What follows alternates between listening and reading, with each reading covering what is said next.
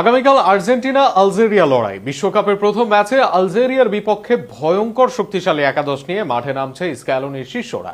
একাদশের ডিফেন্সে কুটি লিজান্দ্রোর সাথে মেদিনা মন্টিয়ালকে দেখা যাবে চমক দিতে। অন্যদিকে অ্যাটাকিং এ থাকতে পারেন আলমাদাও।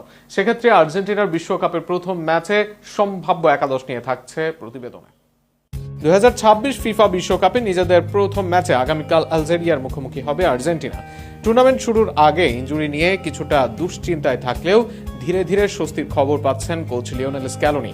বেশ কয়েকজন গুরুত্বপূর্ণ ফুটবলার সুস্থ হয়ে অনুশীলনে ফিরেছেন, ফলে প্রথম ম্যাচেই শক্তিশালী একাদশ নিয়ে মাঠে নামার সুযোগ পাচ্ছে বর্তমান বিশ্ব চ্যাম্পিয়নরা।